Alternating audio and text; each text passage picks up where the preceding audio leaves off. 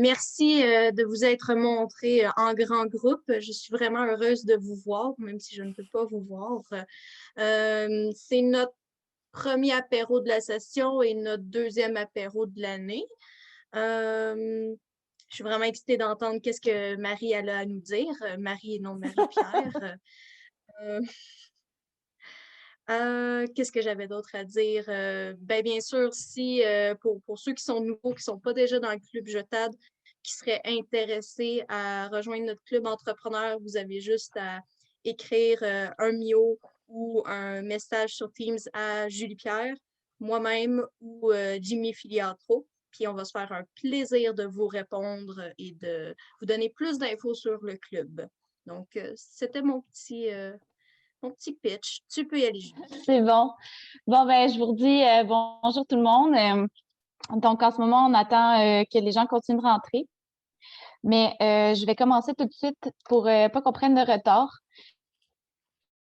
Moi, c'est Julie Pierre. Pour ceux qui ne me connaissent pas, je suis VP communication au Club Jetable du Cégep de Saint-Jérôme. On va faire une petite présentation de la soirée. Donc, comment ça va se passer? C'est qu'on va faire une présentation qui va être divisée. Il va y avoir la section conférence et par la suite, on va faire une période de questions où vous allez avoir le droit de poser vos questions de manière libre. Pendant la conférence, il va y avoir plusieurs questions que je vais poser à Marie. Marie va y répondre. Et si vous en avez en lien avec ce qu'il est en train de dire, n'hésitez pas, écrivez-nous dans le chat ou en fait, le mieux qu'on m'a dit tout à l'heure, ça serait que vous ayez dans la section en bas Q&A, donc questions et answers. Vous allez là-dedans et vous posez, nous par la suite, on va aller y répondre, soit directement ou par écrit. Donc, vraiment, n'hésitez pas à utiliser cet onglet-là dans le bas. C'est avec Raise Hand, Chat et donc, c'est pas mal ça. À la fin, partez pas. Suite à la période de questions, il va y avoir une petite conclusion pour remercier tout le monde d'être venu. On va aussi faire tirer le gagnant du prix de la soirée. Et par la suite, on va se dire au revoir. Donc, c'est pas mal ça pour ce qui est du déroulement de la soirée. Maintenant, je vais offrir à Marie, en fait, de se présenter un petit peu. Parfait. Bien, bonjour tout le monde. Mon nom, c'est Marie Plamondon. J'ai une petite présentation préparée pour vous. Donc, est-ce que c'est maintenant que tu veux que je la parle? Oui, écoute, vas-y. Parfait. Je vais partager cet écran-là avec vous.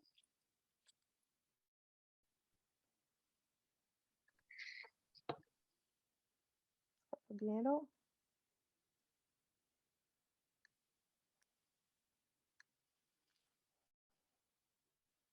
On va super bien.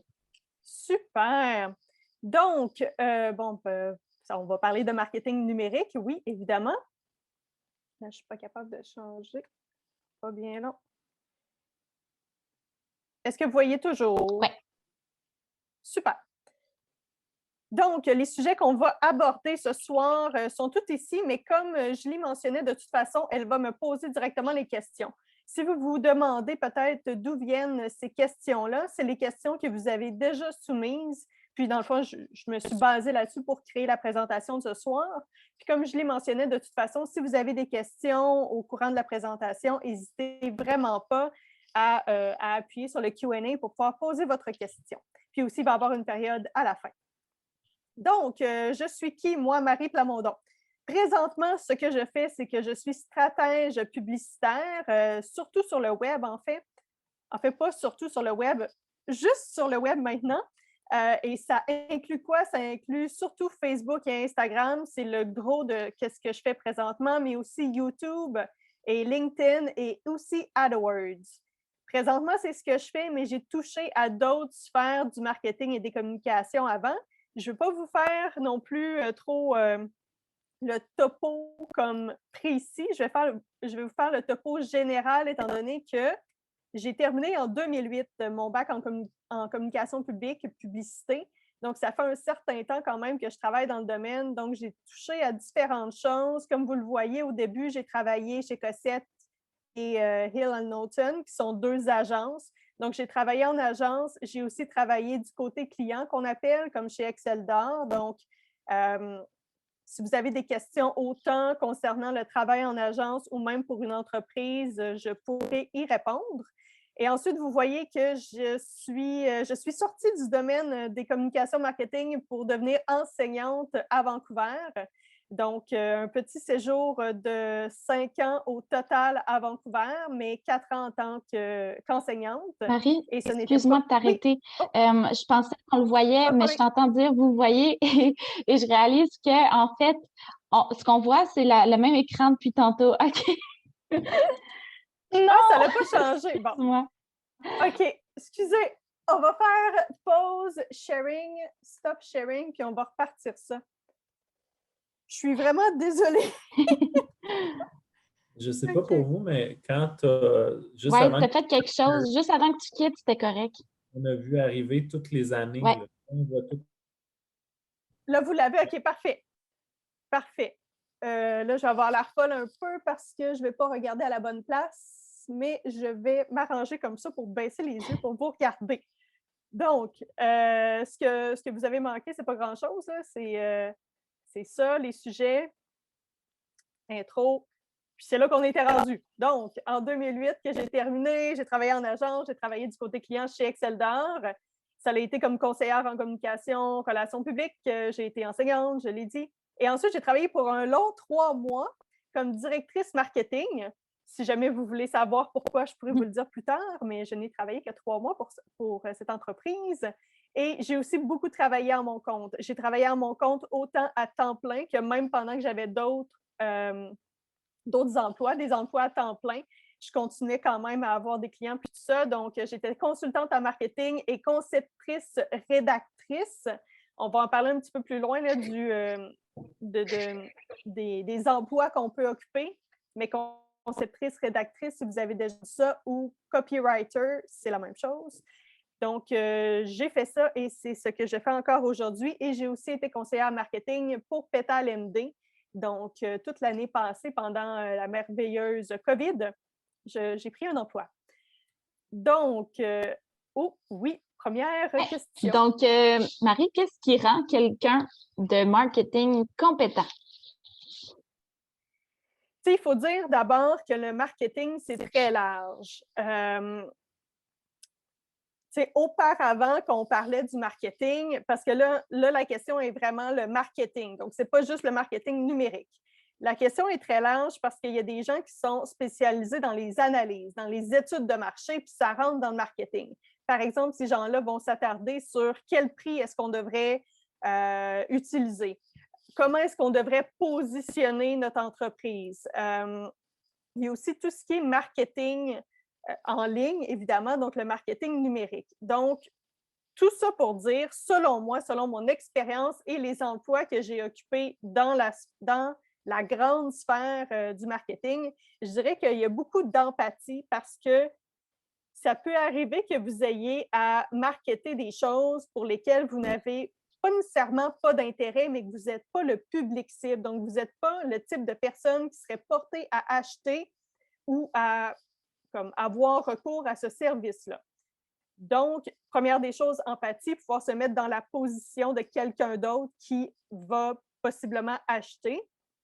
Puis quand je dis acheter, ce n'est pas nécessairement juste monétairement. Les gens peuvent acheter avec un vote, peuvent acheter pourraient acheter avec leur temps, des trucs comme ça. Ce n'est pas seulement acheter avec de l'argent. Donc, je dirais beaucoup d'empathie, beaucoup de curiosité, parce que, juste pour vous faire une histoire courte, j'ai terminé en 2008.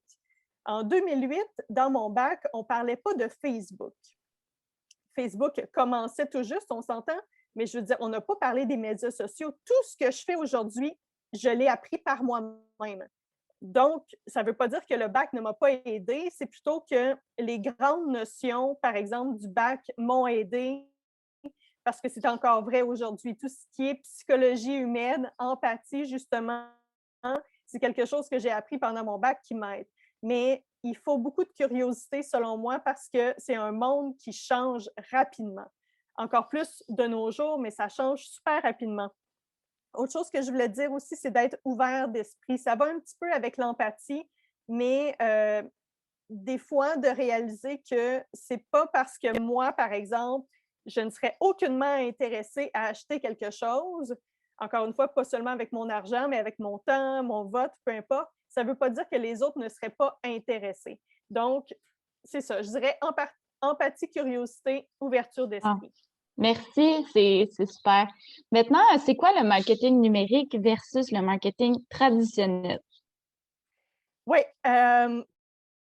quand j'ai commencé, moi, on parlait surtout, en fait, on ne disait pas du marketing traditionnel parce que c'est le marketing qu'on connaissait à l'époque.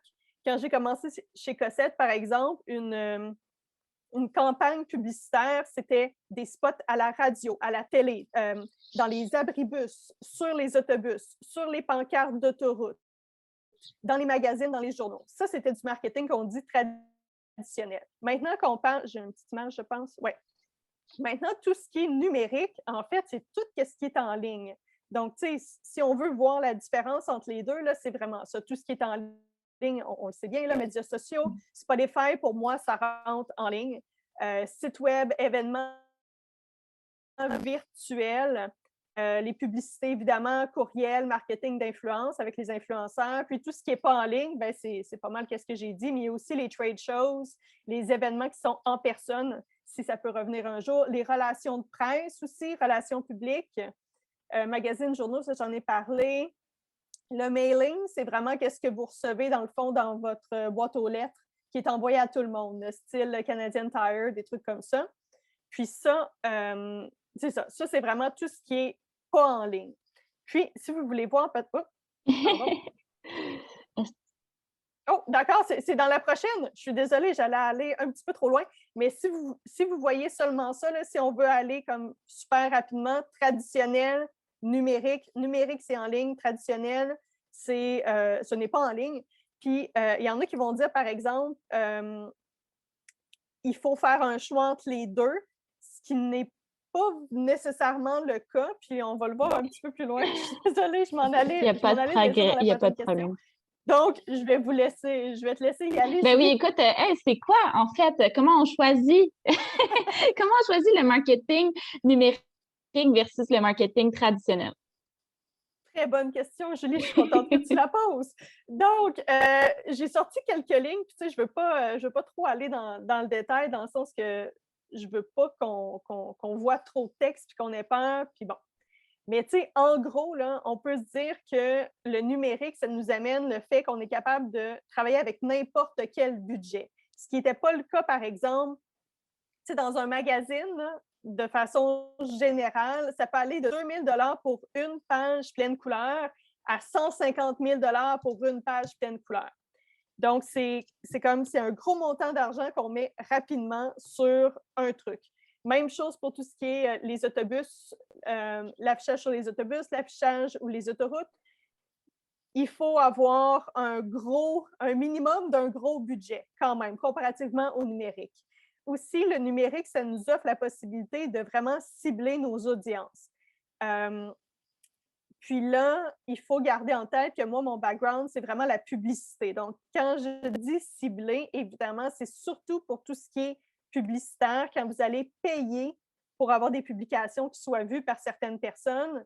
Ben c'est ça, vous allez pouvoir cibler qui va pouvoir voir votre publication. Évidemment, c'est différent de si c'est une publication organique, où est-ce que, oui, il y a la plateforme, mais n'importe qui peut voir cette publication-là. Donc, il faut garder ça en tête aussi. Marketing traditionnel, généralement, c'est plus du marketing de masse. Si on pense à la radio, par exemple, oui, il y a différentes stations avec des clientèles différentes, mais vous ne pourriez pas dire « je veux seulement cibler les femmes de 20 à 25 ans à la radio ». Même chose à la télévision, même chose dans les journaux. C'est des communications de masse. Donc, ça va si vous vous adressez à un public de masse, mais de plus en plus, on voit les entreprises qui sont prospères maintenant, qui sont des entreprises plus nichées, où est-ce qu'ils ont une audience, un public cible plus restreint. Donc, suivi des résultats aussi.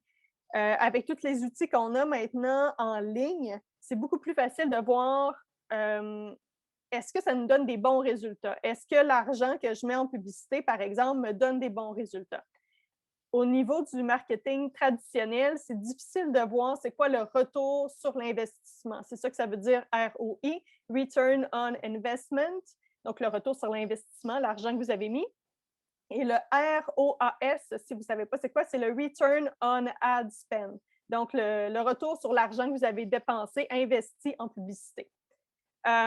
Ensuite, interaction directe avec l'audience. C'est quelque chose que les médias sociaux nous ont apporté qui n'était pas possible avant avec le marketing traditionnel. Par exemple, si tu vois une pub à la télé, je ne sais pas qu'est-ce que tu pourrais... Non, c'est pas vrai. Il y avait le fait de pouvoir voter à l'époque pour certaines choses, pour des émissions, mais je veux dire, sinon, ben, c'est pas mal toi, tu es assis devant ton téléviseur, puis on s'entend, là, c'est qui, premièrement, à notre âge, qui est encore assis devant le téléviseur? Juste dire ça, on dirait que c'est bizarre.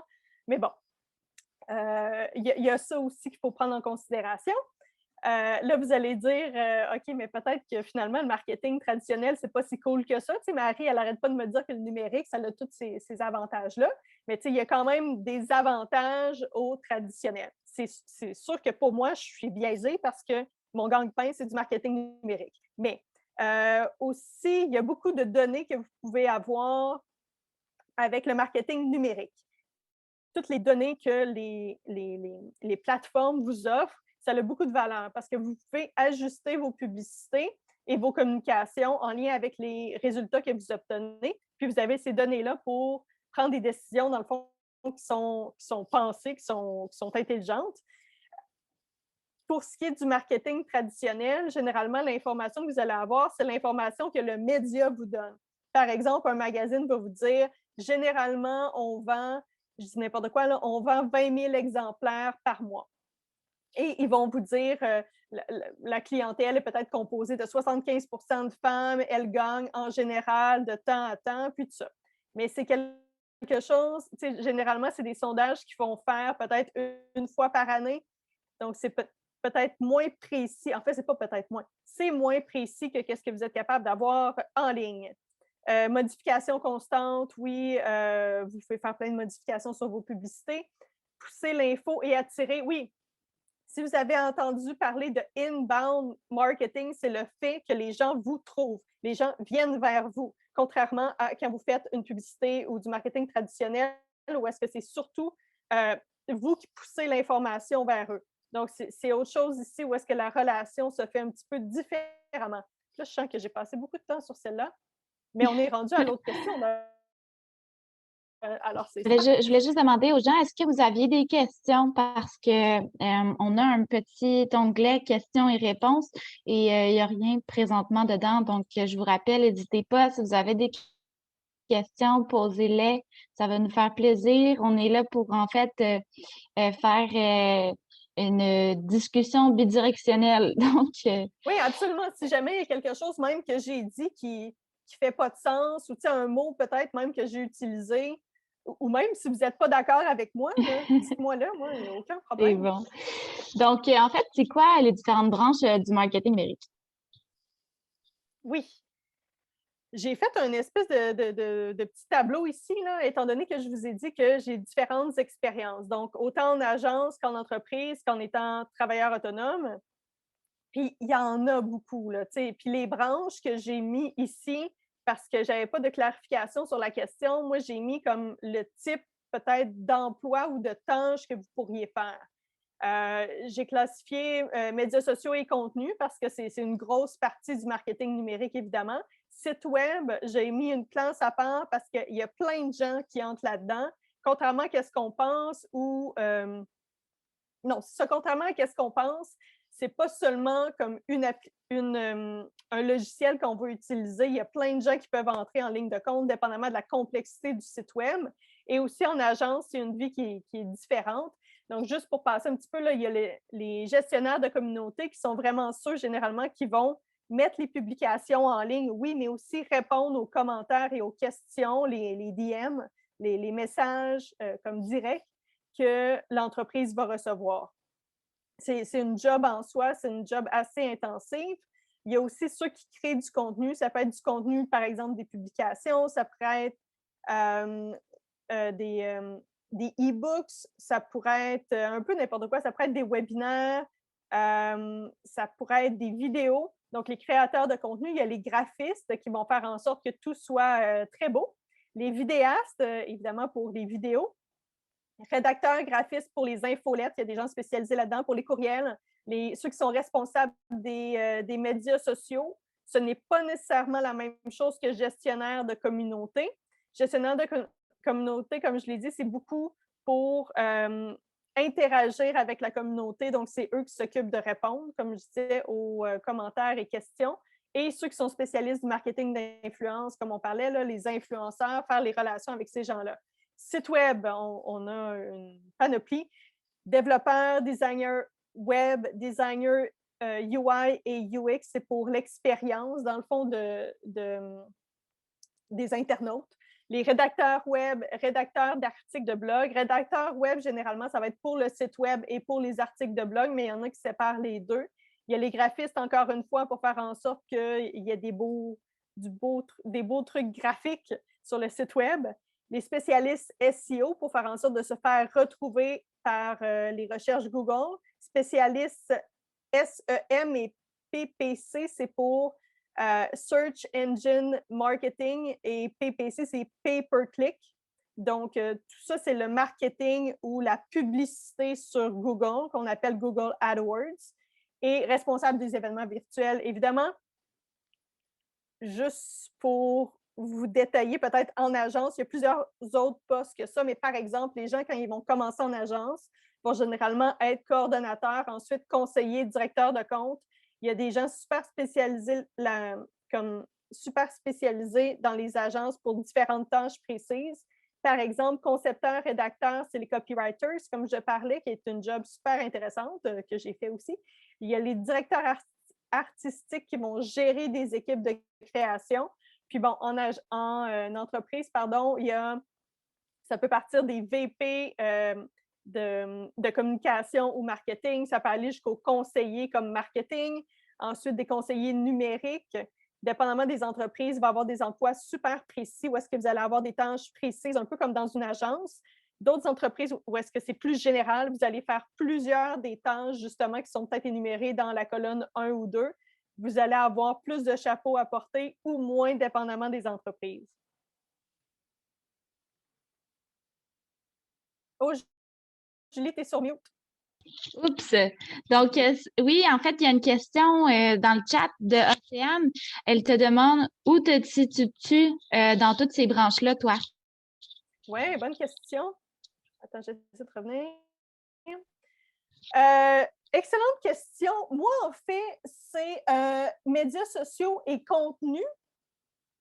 Puis, est-ce que je me suis... Bien, ce serait spécialiste publicitaire, en fait. Puis, c'est pour ça que j'ai inscrit, j'ai oublié de le mentionner, là, mais j'ai inscrit ici un petit signe de dollar à côté de spécialiste publicitaire, puis un autre signe de dollar à côté de spécialiste SEM pay-per-click. Ça, dans le fond, c'est tout ce qui est payant. Publicité, étant donné que non seulement il faut que tu crées qu'est-ce que tu as à créer, la publicité, mais tu dois mettre de l'argent, avoir un budget publicitaire. Donc, moi, je me situe là, je pense que vous ne voyez pas quand je... on voit ta souris, oui. Ah, OK, super. Bon. C'est à ce niveau-là que je me situe. Mais j'ai occupé différents postes, autant en entreprise, en agence qu'à mon compte. J'ai fait Je suis quand même curieuse. Est-ce que ça l'entre dans une de ces branches-là, dans le fond, les gens qui vérifient que sur Internet, il n'y ait pas des gens qui aillent écrire des choses pas correctes, là, un peu pour garder la crédibilité de l'entreprise? Oui, généralement, oui, bon point. Généralement, ça va être comme une vigie de presse, un peu que tu fais. Puis, c'est quelque chose que j'ai fait, moi, comme conseillère en communication. Dépendamment des entreprises, il y a des entreprises où est-ce qu'ils ont ils ont un département de communication, un autre département de marketing. Il y en a d'autres où est-ce que c'est comme imbriqué, dépendamment des endroits. Mais oui, très bon point, c'est quelque chose que je n'ai pas mis, mais oui, une vigie médiatique. Une genre de police des médias. Absolument, c'est super important, ça. Puis même, pas juste pour s'assurer qu'il soit dit contre eux, mais aussi pour pouvoir y répondre. Puis aussi, si jamais il y a quelque chose qui revient souvent, là, oui, ça peut être fâchant en tant qu'entreprise, ou même si c'est votre bébé à vous, si c'est votre entreprise, ça peut être fâchant, mais c'est une façon pour vous de vous améliorer. Donc, tu sais, faut aussi écouter qu'est-ce que le Oui, marché nous c'est dit. sûr. J'ai encore une question pour toi. Écoute, je vois, c'est-tu dans l'ordre, en fait, dans le fond, tu as le coordonnateur, après tu as le conseiller et tu as le directeur marketing, c'est ça? En agence, tu as le directeur de OK, compte. OK. Ensuite. Je Oui. me demandais, tu sais, la hiérarchie là-dedans était où? OK. Oui. Oui, absolument. C'est ça. En agence, c'est comme ça. En entreprise, là, quelque chose qui peut vraiment vous déstabiliser, là, j'ai déjà vu des offres d'emploi pour des coordonnateurs en entreprise, puis c'était des gens plus élevés que Ah des oui. conseillers. Donc, finalement, là, les titres, assurez-vous vraiment bien de valider avec l'entreprise avec laquelle vous voulez travailler parce que ça peut changer bien des choses. OK. Parce qu'il y en a qui voient ça un peu comme coordonnateur d'une équipe ou quelque chose comme ça. Donc, c'est pour ça qu'ils ont utilisé ce terme-là. Mais en agence, quand tu es cordo, c'est que tu viens de rentrer, tu es à tes OK. premières années. Ouais. C'est vrai que coordonnateur, moi, je vois ça quand même gros, mais c'est décevant. Ah ben, non, mais c'est super cool. Écoute, c'est là généralement que tu vas apprendre. Là. C'est là que tu apprends, c'est là que tu fais des essais, mais surtout beaucoup d'erreurs. OK. Puis c'est correct, on en fait toutes. Là. Par exemple, moi, je travaillais pour les Grands Feux Auto-Québec chez Cossette, puis on avait plein de trucs à imprimer. Là. C'est à l'époque du marketing traditionnel. Puis on avait fait imprimer des grosses affiches sur les autobus pour finalement se rendre compte que c'était pas le bon jaune.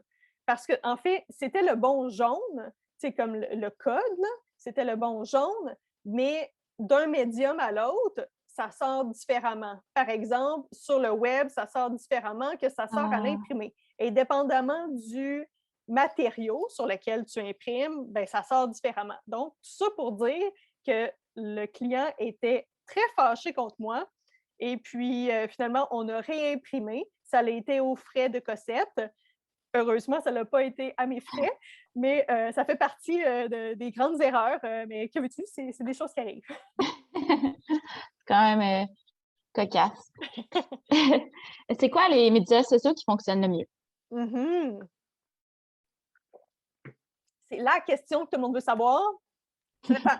Je sais que c'est fâchant, je sais absolument que c'est fâchant quand on se fait dire ça, mais c'est parce que ça dépend de tellement de choses. Premièrement, ça dépend, est-ce que la question est posée pour du contenu qui est organique ou du contenu qui est payant? Déjà là, ça peut changer grandement. Ça dépend de ton objectif, ça dépend de ton audience, ça dépend de ton public cible, ça dépend de l'étape dans le customer journey. Il y a différents termes qui peuvent être utilisés, que vous allez entendre en marketing. Il y a le customer journey, il y a le funnel de vente ou de conversion. Pour moi, c'est un peu la même chose. C'est le chemin que tu vas faire prendre à des gens pour qu'ils apprennent à te connaître, bien, qu'ils sachent que tu existes, qu'ils apprennent à te connaître, qu'ils te fassent confiance, qu'ils achètent et qu'ils te réfèrent à d'autres personnes.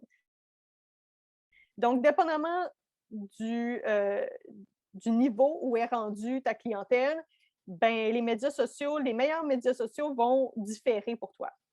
Puis tu vas voir pourquoi je dis ça. Puis on s'entend, moi, je parle principalement de tout ce qui est publicitaire. Donc, quand tu payes et tu choisis où mettre ton message, devant qui, en fait, tu vas mettre ton message. Ça va dépendre aussi de ton budget parce que d'une place à l'autre, c'est plus cher. Par exemple, sur LinkedIn, c'est beaucoup plus cher que sur Facebook, par exemple. Par contre, LinkedIn a des capacités de targeting, de ciblage que Facebook n'a. Donc, ça rentre dans la balance, mais c'est ça, il faut y penser. Ça dépend aussi du média. Comme j'ai écrit, il y a les médias écrits, donc par exemple des blog posts, des choses comme ça. Il y a tout ce qui est visuel, donc de l'image. Il y a tout ce qui est vidéo, si tu penses à YouTube, et audio pour tout ce qui est des podcasts. Donc ça va rentrer en ligne de compte aussi. Et comme je l'ai dit, organique ou publicité. Puis là, j'ai mis quelques exemples à droite de médias sociaux, oui. Puis c'est ça. Il y en a avec lesquels moi je travaille beaucoup. Il y en a d'autres pour lesquels je ne travaille pas du tout. Donc, OK. voilà. Ah.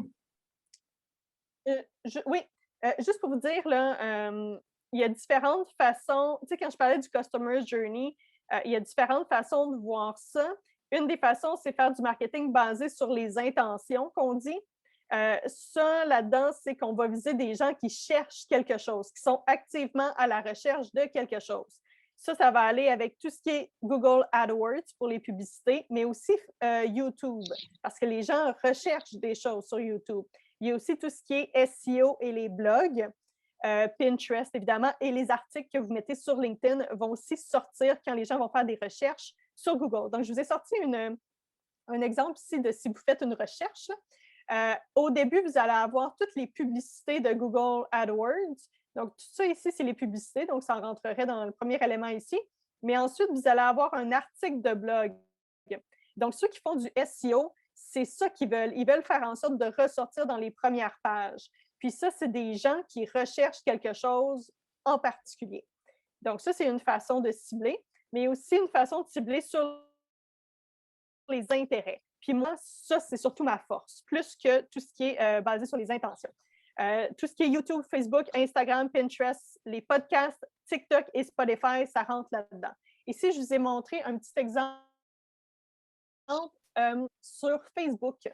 Quand vous créez une publicité, vous allez pouvoir cibler l'audience. Il y a différentes façons de faire, mais ici, c'était juste pour vous montrer, là, par exemple, vous pouvez mentionner certains lieux.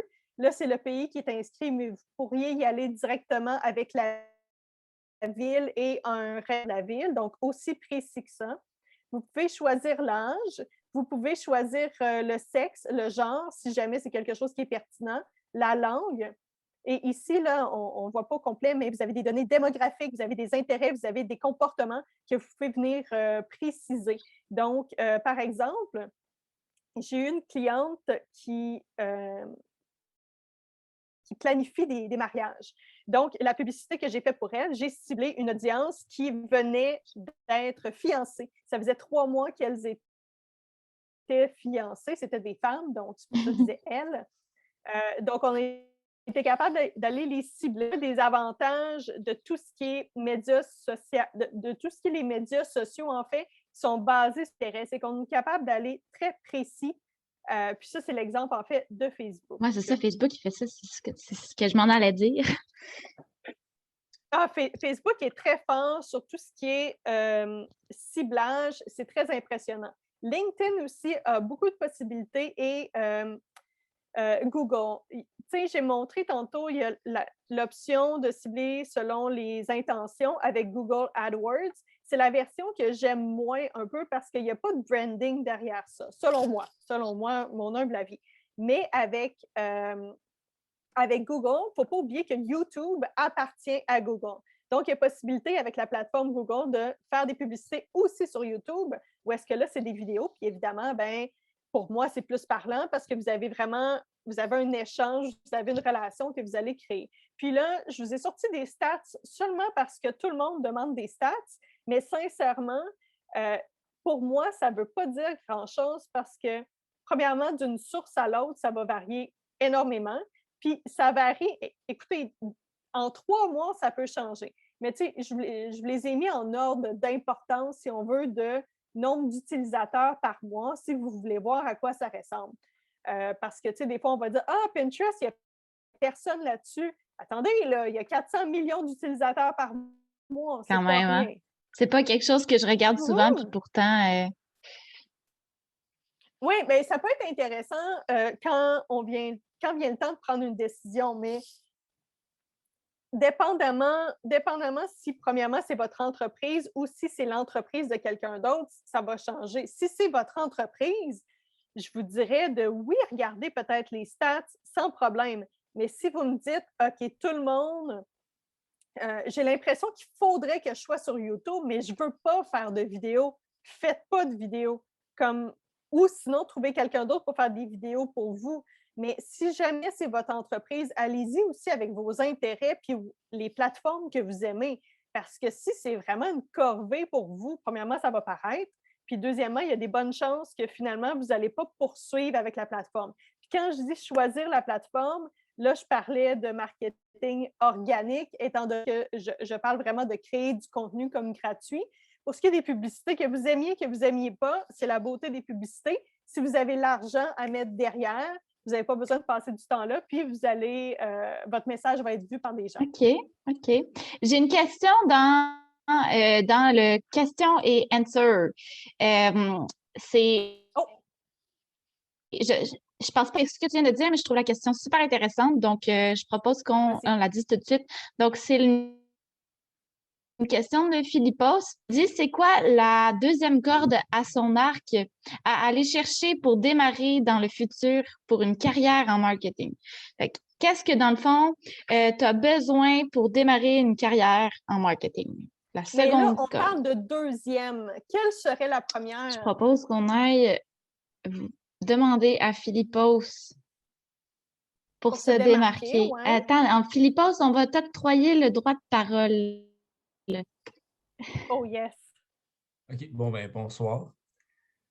Oui, donc Bonsoir. la deuxième corde à son arc, moi, dans le sens, parce que je me dis, un employeur, quand on regarde de cette perspective-là, il va aller regarder si c'est un bac en communication ou quelque chose comme, Oui. comme des études. Fait que moi, je me demandais, est-ce qu'il y a comme genre peut-être un autre certificat à aller chercher à l'université pour peut-être un certificat en psychologie, je ne sais pas s'ils en font, là, ou peut-être aller chercher une expérience qui n'est pas vraiment directement reliée au marketing, mais que vraiment, ça va être perçu comme étant un atout, puis quelque chose vraiment pour se démarquer des autres employés, parce que je sais que dans le futur, pour nous, avoir un bac, ce ne sera pas suffisant pour un employeur. Je sais qu'à une autre époque, je me suis fait dire à un monsieur de l'UQAM qui disait avant, le bac, c'était suffisant pour un employeur. Maintenant, il faut que tu sois impliqué puis que tu fasses ci, ça de plus. Fait que ce serait quoi pour vous cette chose-là qu'on devrait aller chercher de plus? Bien, je pense qu'il y a beaucoup d'expérience. Ça dépend, ça dépend quel type d'emploi, premièrement, tu voudrais avoir en entreprise. Est-ce que c'est un emploi, comme je parlais, comme de conseiller? J'aime bien. Là, en ce moment, on a un projet avec le JETAD de plan marketing pour une revue étudiante. Puis je suis chargé de projet de ça. Puis moi, j'ai beaucoup aimé travailler avec une équipe, développer un genre de plan marketing. Puis j'ai adoré aller le présenter justement aux personnes de la revue pour qu'ils acceptent notre budget, etc. Fait que je pense que ce serait conseillé, là, mais j'aimerais ça toucher un petit peu à tout en même temps. Oui, bien, écoute, il n'y a rien qui t'empêche. Généralement, c'est ce que je dis à ceux qui veulent partir à leur compte. Puis sincèrement, je pense que c'est une bonne chose aussi pour ceux qui veulent avoir un emploi. Si vous voulez comme bâtir un peu votre portfolio, même si c'est avec des trucs comme qui ne sont pas mandatés, comme par exemple, moi, c'est ce que j'ai fait avec mon portfolio au début, c'est que j'ai pris des entreprises qui m'inspiraient, puis j'ai prétendu qu'ils me donnaient un contrat quelconque. Puis là, j'avais vraiment mis comme le brief dans le sens de c'était quoi la demande du client et qu'est-ce que moi je proposais. Tu sais, je pense que ça peut aider justement à voir l'ampleur des choses que vous êtes capable de faire. Puis même si vous êtes capable de sélectionner, disons, je ne sais pas moi, si vous vous dites, j'aimerais travailler pour une de ces 10 entreprises-là et je triperais solide. Il n'y a rien qui vous empêche de faire un travail justement de ce niveau-là. Par exemple, un plan marketing, un plan de recommandation, un audit pourrait super bien fonctionner aussi. Vous auditez, dans le fond, si vous voulez que ce soit des trucs numériques peut-être, vous auditez leur présence numérique. Vous pouvez faire une vidéo avec ça. Donc, comme ça, ils vont pouvoir vous voir comment vous interagissez, comment vous vous présentez, tout ça.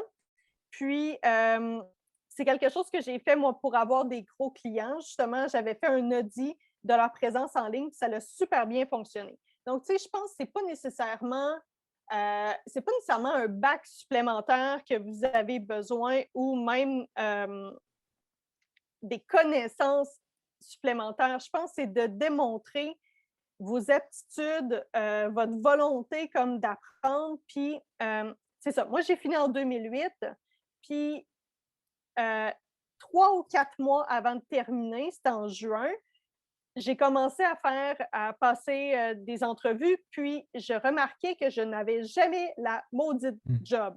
Parce qu'ils me disaient tout le temps, Oui, mais là, vous n'avez pas d'expérience. Oui, mais c'est ce que vous avez écrit dans votre offre, puis je ne prétends pas en avoir non plus, j'en ai pas. Puis, qu'est-ce que j'ai fait, c'est que j'ai commencé à faire une liste d'entreprises, d'agences avec lesquelles je voulais travailler. Oui, juste pour dire, là, parce que là, vous allez dire, ça ne fait pas de sens son affaire, parce que j'ai écrit Cossette, mais dans le fond, j'ai travaillé dans une autre petite agence qui a été achetée par Cossette 3 mois après que je sois là. Donc, finalement, j'ai travaillé 3 mois pour la première entreprise et j'ai été achetée. J'ai passé dans la fusion, puis j'ai travaillé chez Cossette. Mais tout ça pour dire que j'ai approché cette agence-là, puis il n'affichait pas du tout. Là. Même, j'ai dû convaincre le président de m'engager parce qu'il me l'a dit. Il dit, j'engage pas présentement, j'ai pas besoin. Puis finalement, m'a engagé. Donc, tu sais, limitez-vous pas non plus à ceux qui affichent parce qu'il y a plus de monde que ça. Puis il y a un autre truc peut-être que je peux vous donner, c'est vraiment tout ce qui est réseautage.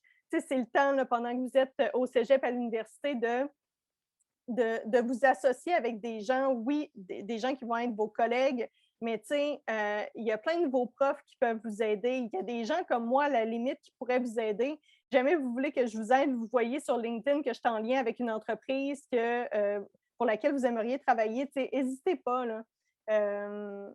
Oui, c'est ce que je dirais. Finalement, c'est une réponse longue, mais je ne sais pas, est-ce que ça leur répond à ta question? Moi, ça m'a beaucoup éclairé. Je vous remercie. Merci beaucoup. Bien, plaisir. Mais tu sais, c'est sûr que si jamais vous avez d'autres, ça ne peut pas vous nuire, là. Ça, je suis persuadée, ça ne peut pas vous nuire. Tu sais, si jamais tu te dis, moi, je veux faire un bac en psychologie aussi, c'est sûr que ça va t'aider en marketing, définitivement. Mais je te dirais, fais-le pas juste pour avoir une meilleure job, selon moi. Ouais. Pour rentrer, en tout cas, pour commencer. Parce que peut-être même qu'après avoir commencé, il y a peut-être une entreprise, peut-être que ton entreprise va payer pour cette formation-là. Parfait, ça. Ben, merci. Écoute, on va passer à je crois que c'est notre dernière question. Combien ça coûte? Combien ça coûte le marketing numérique? On va se laisser une sorte. Ben, ça dépend. Ça dépend encore une fois. J'ai tellement ça de dire ça, mais en même temps, je n'ai pas le choix parce que c'est vrai que ça dépend. Contrairement au marketing traditionnel, vous avez différentes options. Vous pourriez partir, par exemple, une publicité sur Facebook avec 5 $ par jour. On s'entend, c'est quand même des petits budgets. Puis aussi, ça va dépendre de c'est qui va s'occuper de la création de contenu. Est-ce que c'est quelqu'un à l'interne? Est-ce que vous allez donner ça à quelqu'un comme moi à l'externe? Dépendamment aussi si c'est pour votre entreprise, votre employeur et tout ça. Qui s'occupe des publicités? C'est quoi le matériel que vous allez utiliser? C'est quoi les logiciels que vous allez utiliser? Parce que oui, ça va vous coûter moins cher de faire du marketing numérique que du marketing traditionnel. Mais ce n'est pas vrai que c'est gratuit parce que vous allez devoir, par exemple, si vous décidez de créer un channel sur YouTube, bien, il y a plein de choses que vous allez devoir acheter pour faire en sorte de pouvoir faire vos vidéos, puis bon, qu'ils soient quand même de qualité, tout ça. Puis il y a aussi des niveaux qui sont différents de trucs comme à utiliser. Là, je ne sais pas si vous entendez mon chien pleure. Non, on l'entend pas. Pas non, bébé. C'est ça, il y a différents outils ici. Là. Je ne pense pas qu'on a besoin d'y aller en détail. Là. Si jamais c'est des choses qui vous intéressent, vous pouvez faire des recherches en ligne. Mais il y a plein de choses qui entrent en ligne de compte, dépendamment du niveau aussi que vous voulez avoir, de la qualité que vous voulez avoir c'était pour marketing numérique. OK. Fait que dans le fond, ça dépend vraiment de ce que tu veux faire puis de jusqu'où tu veux projeter, dans le fond, ton marketing. Parce que tantôt, tu parlais de marketing organique. Si on reste dans le marketing organique, on n'ira peut-être pas autant cibler la clientèle qu'on veut. Oui, mais tu sais, il y a pas, je ne veux pas que vous pensiez qu'il y a nécessairement de bonnes ou de mauvaises réponses. C'est comme la beauté du marketing, c'est que selon moi, il n'y a pas de bonne ou de mauvaise réponse dans le sens que il y en a qui font juste du marketing, comme du contenu organique, puis ça fonctionne super bien leur business. Là. Il n'y a aucun problème avec ça. Mais généralement, qu'est-ce qui arrive, c'est qu'à un certain niveau, l'organique a comme fait sa job, puis quand vous voulez booster, puis passer à un autre niveau, c'est là que les entreprises vont investir en publicité. Il y a aussi des gens qui ne veulent pas faire de l'organique, qu'ils ne veulent pas passer du temps sur Instagram, par exemple, des trucs comme ça, puis ils vont utiliser les publicités pour faire comme si ils étaient plus présents sur Instagram et donc payer. OK. Donc, tu sais, c'est ça. C'est sûr que vous allez investir plus de temps, moins d'argent, ou moins de temps, mais plus d'argent. C'est la réalité. OK. OK. On en avait une autre. Oh, il manquait... Oui, oui, oui. On peut passer vite si je vois que... Est-ce que le temps filait? Est-ce qu'on a dépassé? Excuse-moi. Écoute, on commence à embarquer sur la période de questions libres, mais j'invite encore les gens à aller poser une question. On va y répondre dans très, très peu de temps. Donc, si vous avez des questions, écrivez-les. On finit ça, puis ensuite, on se lance dans les réponses. Sinon, moi, j'ai préparé des questions complémentaires, donc c'est correct, là. OK, Dans les super. temps. Bon, on va y aller avec celle-là. Donc, comment... Je te laisse me la Oui, poser. comment attirer le plus d'interactions avec un site web? Oui, bien là, en premier, je veux dire que je ne suis pas la spécialiste des sites web. Oui, j'ai eu des contrats pour la création de sites web et tout ça, mais il y a des gens qui sont vraiment meilleurs que moi. Mais quand même, selon mon expérience, je peux vous dire qu'il y a certaines choses qui sont importantes. Première des choses, selon moi, c'est l'expérience. Tantôt, j'ai parlé de ceux qui sont designers UI, UX. Donc, ça, c'est ça en réalité. C'est beaucoup pour les applications, mais ça s'applique aussi au site web. Donc, c'est vraiment de penser, de se mettre dans la peau, d'utiliser de l'empathie pour se mettre dans la peau de votre audience et se dire, ce serait quoi la meilleure expérience pour elle? Parce que vous voulez lui faciliter la tâche, puis pas faire en sorte que la personne arrive sur votre site puis est comme, my God, OK, je suis perdue, je voulais trouver telle chose, je ne suis pas capable de le trouver. Ça, c'est fâchant. Donc, essayez de faire en sorte de toujours viser la meilleure expérience possible pour les gens qui vont sur votre site. Deuxième chose, le branding, évidemment, c'est là que les designers sont forts, puis c'est là que leur travail entre comme est vraiment de la partie. C'est vraiment tout ce qui est branding. Parce que les gens, dans le fond, quand ils arrivent sur votre site web, devraient se dire, OK, j'arrive chez cette entreprise-là, je me reconnais, je reconnais la plage, je reconnais les couleurs, je reconnais la fonte qui est utilisée, je cherche le mot, la police, oui, la police qui est utilisée, puis aussi le langage. Comme dans le branding, il y a le langage aussi qui entre là-dedans, la voix de la marque. Donc, vraiment mettre ça fidèle. Je pense que ça va aider aussi. Là, on parlait pour les interactions, mais si la personne arrive sur le site et est comme, c'est quoi cette affaire-là? Ça ne marche pas, ça ne va pas aider justement les interactions. Sinon, l'autre chose, c'est les CTA, c'est les call to action qui sont clairs. Si vous voulez, par exemple, que quelqu'un arrive sur votre site et fasse une action quelconque, remplir un formulaire, il faut que ce soit clair. Il faut que ce soit clair autant visuellement que, premièrement, c'est un bouton, mais aussi avec le texte qui est utilisé pour faire en sorte que, premièrement, les gens aient envie de cliquer dessus, mais aussi sachent comme, tu sais, ça va faire quoi là, quand je vais avoir cliqué? Est-ce que c'est pertinent pour pourquoi? Comme tu m'as dit tantôt. Oui, c'est ça, exactement. Oui, c'est quelque chose que je disais à Julie tantôt, puis je pense que ça peut être pertinent pour vous, là. Tu sais, je lis beaucoup sur le copywriting puis le marketing, évidemment. Puis il y a un des trucs, je voulais vous montrer le livre, mais il est un petit peu trop loin. Mais le livre, c'est Influence. Si jamais ça vous intéresse, tout ce qui est copywriting, marketing, il y a une des choses qu'ils disent là-dedans, c'est que quand vous demandez à quelqu'un de vous rendre un service, dites pourquoi. Peu importe la raison pour laquelle, peu importe c'est quoi le pourquoi, en fait, les études ont démontré que ça aidait. T'sais, juste pour vous dire, le rapido, là, dans le fond, c'était 2 personnes qui étaient à la machine à photocopier, à l'imprimante, quelque chose comme ça. Puis là, il y a quelqu'un qui arrive, qui passe devant des personnes, puis ils disent, est-ce que je peux comme passer devant vous? J'ai besoin d'imprimer, c'est important, j'ai besoin d'imprimer pour mon cours de 2h15. Puis juste le fait d'avoir dit pourquoi, donc parce que j'ai un cours à 2h15, ben les gens étaient plus enclins à dire OK. Puis peu importe le type de raison. Donc, ça pour dire qu'il y a beaucoup de subtilité en marketing et en copywriting. Donc, tenez-vous au courant. Curiosité, encore une fois, et toujours voir apprendre. C'est intéressant. Sais-tu, c'est quoi le nom de l'auteur de ton livre? On pourrait le mettre dans la description. Je vais vous le montrer.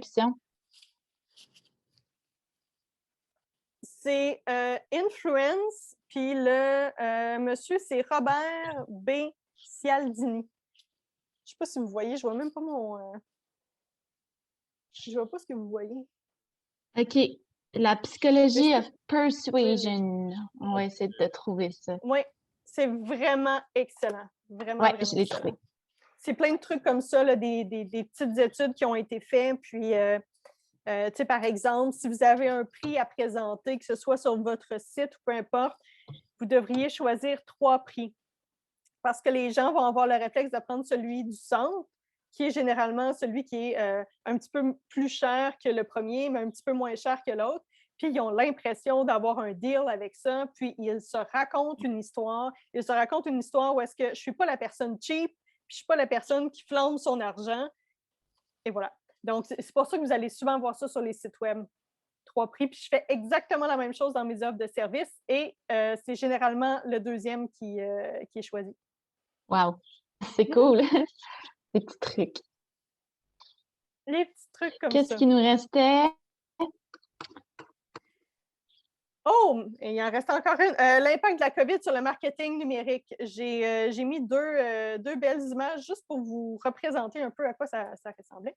Donc, avant la COVID, c'était comme un petit souper entre amis, quand même une gang, mais c'est un souper, là, tout est beau. Là. Puis là, c'est depuis la COVID. Parce que les entreprises se sont jetées justement sur tout ce qui est marketing et publicité numérique, évidemment. Puis là, il y a du monde à la messe. Puis ça fait en sorte que, évidemment, ça nous coûte de plus en plus cher afficher parce que ce soit Facebook, Instagram, LinkedIn, peu importe, ils ne veulent pas non plus juste montrer de la publicité parce que sinon, ben, on va tous s'en aller. Fait qu'ils veulent nous garder, ils affichent un certain nombre de publicités. Mais là, c'est ça, c'est que la concurrence se fait de plus en plus forte. Puis avant, c'était généralement beaucoup les plus petites entreprises et les petits entrepreneurs, les solopreneurs comme moi qui prenaient la place.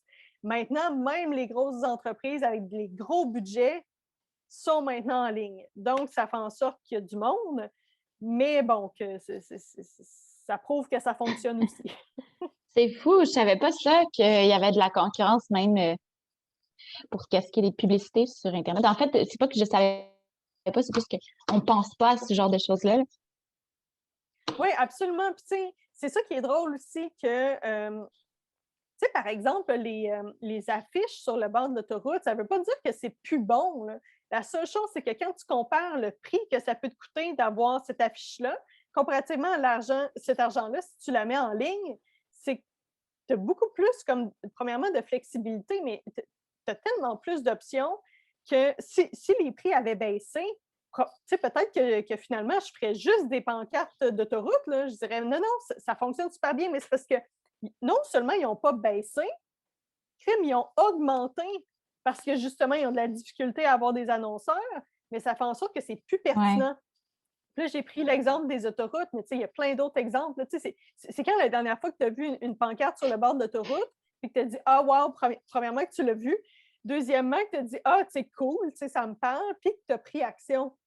C'est ça. C'est plus pour on appelle ça de l'awareness, ou est-ce que c'est plus rester comme top of mind, rester dans la tête des gens, par exemple, Calinette, des choses comme ça. Ça peut fonctionner, mais tout ce qui est plus précis avec une audience, pas selon moi. C'est bon. Fait qu'on est rendu à la période des questions. J'ai pas de questions dans question answer. N'hésitez pas, c'est encore le temps, on a du temps. Sinon, moi, j'en ai. Je vais juste voir si. Ah, Océane en a une. C'est Océane ou O? Je ne vois pas. Océane, Oui, ok, c'est Océane. Donc, Marie, j'ai tout de suite été super curieuse quand tu as dit que tu as juste travaillé 3 mois en tant que directrice de marketing. Je voulais savoir qu'est-ce qui s'est passé. Oui, pas de problème. On a parlé un petit peu avant d'être live du fait que peu importe si vous changez de carrière, de domaine ou n'importe quoi, de ne pas avoir peur que vous ne soyez pas capable de revenir. Puis ça, qu'est-ce que je veux dire par rapport à ça? C'est que j'ai travaillé, c'est ça, j'ai été directrice marketing pendant 3 mois. pour une entreprise de Québec. Et puis finalement, ça ne collait pas niveau valeur. Donc, j'ai dû quitter. Mais quand j'ai dû quitter, premièrement, je l'ai fait parce que j'étais rendue que je pleurais. On s'entend, là, je pleurais après 3 mois. C'est complètement fou. Mais je ne pouvais juste plus, au niveau des valeurs, rester là. Puis, sur le coup, qu'est-ce qui me faisait beaucoup hésiter, c'était, premièrement, c'est un beau poste, on s'entend, directrice marketing, c'est quand même cool. Puis, qu'est-ce que je me disais, c'est, oh my God, si je quitte cette entreprise-là après 3 mois, ça va avoir l'air fou sur mon CV. Justement, je vais avoir l'air de quoi? Puis, ils vont peut-être même pas me croire que c'est moi qui ai décidé de quitter.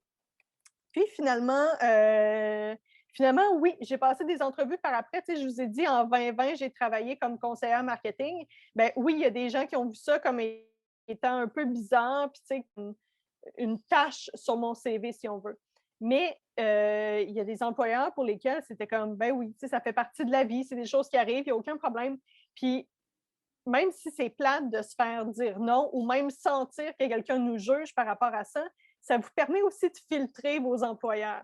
Parce que, par exemple, moi, ceux qui m'ont fait sentir mal par rapport à ça, qui m'ont posé des questions, pas juste poser des questions par rapport à pourquoi juste 3 mois, ça c'est normal, mais qu'il y avait comme une arrogance ou quelque chose par rapport à ça, en ce que je l'ai senti. Tu sais, je me disais, oh, au final, je ne veux pas vraiment travailler pour eux. Tu sais, je ne pense pas qu'on sera un bon fit, justement, parce que je ne voulais pas non plus reproduire cette relation-là où est-ce que les valeurs n'étaient pas respectées selon moi. Donc, oui, ça pour dire que c'est pour ça que je suis restée 3 mois. Ben merci Plaisir. d'avoir répondu à ma question, pas de. En tout cas. Oui, c'est carrément pour Ouais, ça. Philippos a une question. Je te donne le droit de parole, Philippos. Merci. Dans le fond, je veux juste faire un petit retour en arrière. On parlait des pancartes publicitaires sur le bord des autoroutes, admettons. Fait que, là, moi, je vois ça un petit peu comme genre le marketing traditionnel, on va dire. Est-ce que Oui. vous diriez que, dans le fond, c'est le marketing traditionnel est peut-être de plus en plus relié aux achats non prévus, aux achats non recherchés? Comme vous parliez de Calinette, c'est un dégât d'eau. Je ne l'ai pas magasiné.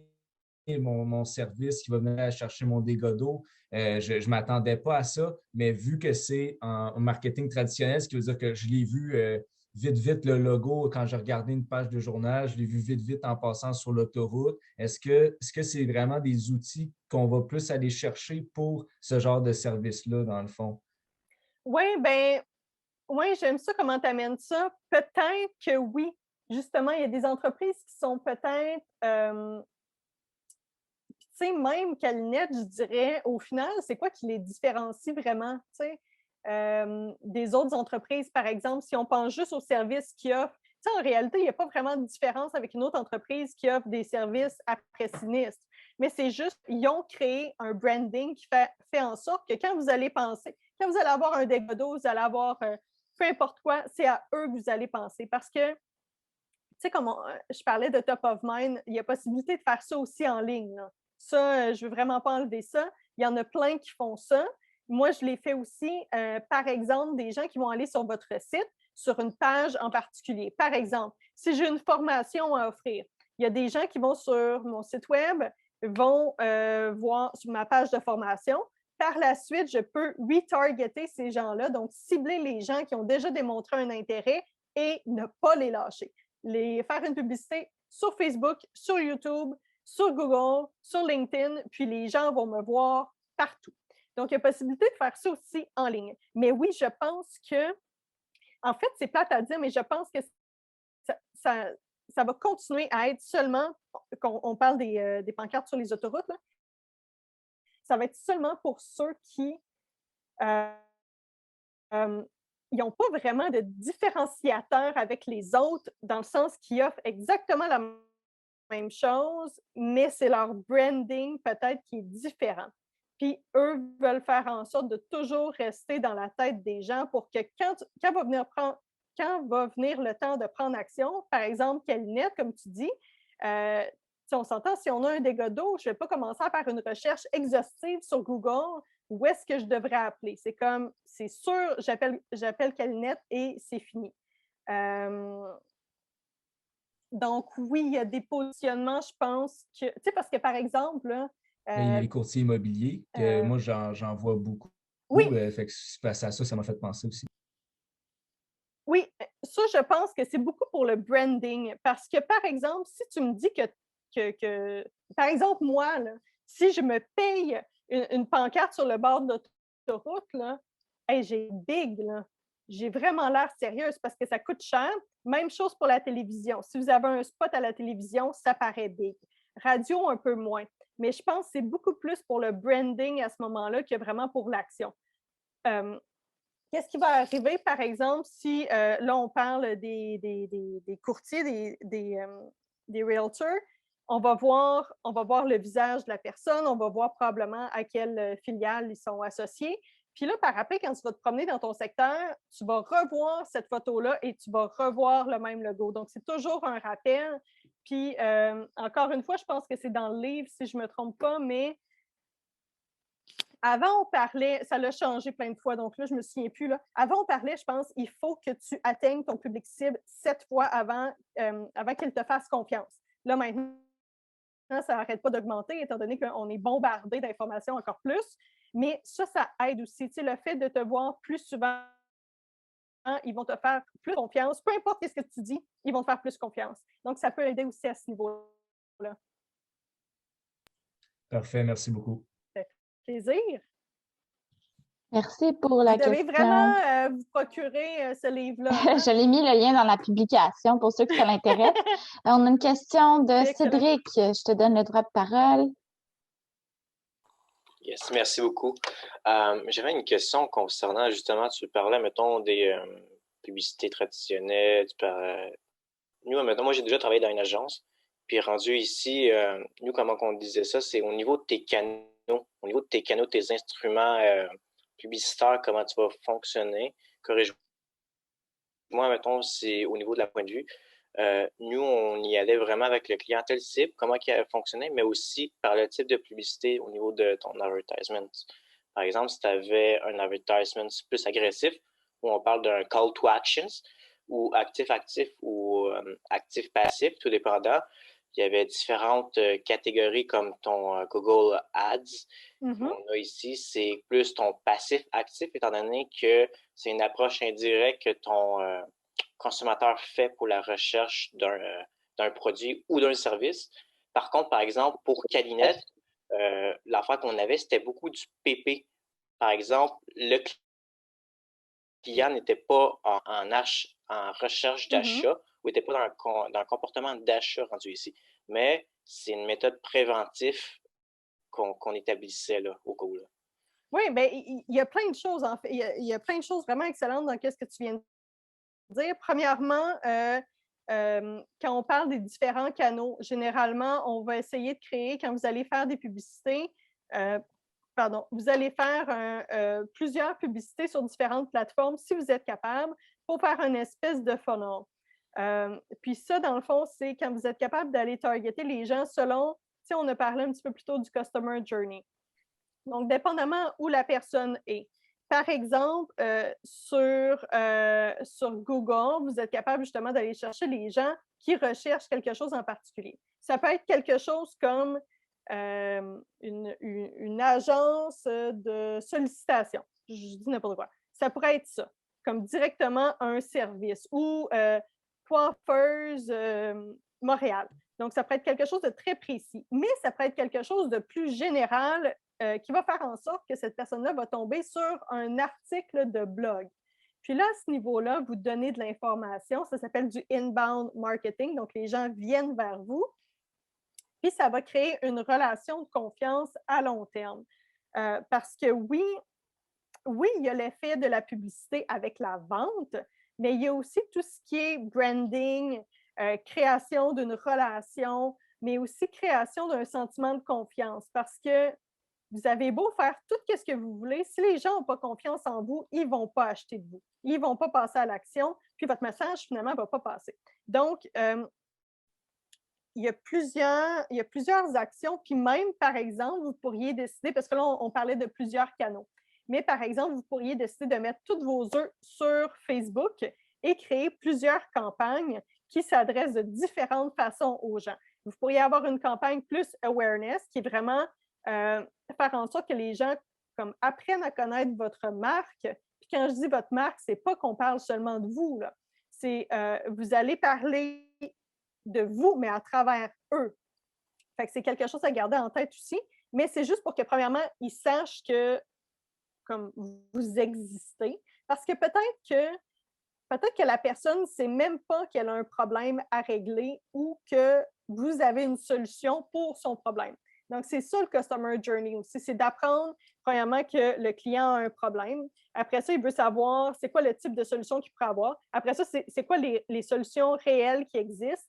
Ensuite, il va apprendre à connaître votre entreprise, peut-être dépendamment si vous faites de la publicité, de la création de contenu. Puis, par la suite, il va prendre sa décision. Et bon, au final, c'est la loyauté, le fait de donner des recommandations. Donc, je ne suis pas certaine de répondre, par contre, à la question. Cédric, peux-tu me corriger? Peux-tu me restituer? Rediriger? OK. Est-ce que vous m'entendez? Est-ce que je suis encore sur Oui, mute? absolument. Okay, parfait. En bref, c'était juste faire un point de partage avec toi, mettons. C'était plus un échange qu'une question. OK, parfait, super. Écoute, je n'étais pas certaine d'avoir comme répondu, fait que c'est parfait. C'est peut-être juste un point de partage, mais effectivement, tu sais, comme tu disais, là, plusieurs canaux, c'est souvent là aussi qu'on voit des résultats. Tu sais, par exemple, si on dit une entreprise télévision, tu sais, il n'y a rien qui empêche les gens après ça de target, de faire en sorte que les gens aillent sur leur site web, par exemple, pendant une publicité sur la télévision. Mais présentement, c'est juste les publicités qu'on a toujours vues, c'est du branding, très peu d'action ou de création de dialogue. Je pense que ça s'en vient. Je pense que oui. Puis, mais oui. Je pense que j'ai une autre question qui est intéressante. OK, puis parle-moi-en, là. Oui. Mais en ce moment, on vit comme un certain problème. Ce que je veux dire, c'est sur les médias sociaux, que les consommateurs accordent beaucoup d'importance au superficiel, OK, qu'aux éléments qui accordent plus de valeur. Donne-moi un exemple. OK, par exemple, il y a une fille, elle a un beau cul sur Instagram, elle a 500 likes, OK? Oui. Tandis qu'il y a une personne qui crée du contenu comme un tableau artistique, elle a à peine 30 likes. Okay? Oui. Donc, je ne sais pas, toi, ton point de vue marketing sur ça. Là. Oui. Faut pas tomber là-dedans. Parce qu'au final, qu'est-ce qui va payer une entreprise? Ce ne sera pas le nombre de likes. C'est le fun, le nombre de likes, parce que ça paraît bien auprès des autres, comme qui vont voir votre compte, puis par exemple, voient, je ne sais pas, là, que vous avez 5000 followers sur Instagram, et finalement, on se rend compte que c'est des followers premièrement achetés. Il y a une façon de faire ça sans les acheter aussi là, avec la publicité, mais au final, c'est vraiment mauvais pour le compte parce que vous avez très peu d'engagement, d'interaction. Mais c'est ça. Ça, c'est quelque chose qu'il faut toujours que je dise à mes clients, que je rappelle 1001 fois. On regarde pas vraiment le nombre de likes. C'est pas ça qu'on devrait regarder. Moi, je dis, par exemple, sur Instagram, pour une entreprise, là, on s'entend, ça peut être différent si vous êtes comme une personnalité. Si on veut un influenceur, là, c'est autre chose. Mais pour les entreprises, le marketing devrait aider à faire des ventes. À faire connaître l'entreprise, oui, mais à faire des ventes aussi, on est lié aux ventes. Donc, pas nécessairement regarder les likes, ça je l'ai dit, mais regardez premièrement les partages, ceux qui sauvegardent, ceux qui interagissent, qui nous ont envoyé un message par la suite ou même qui ont écrit un commentaire, ça vaut énormément plus qu'un like.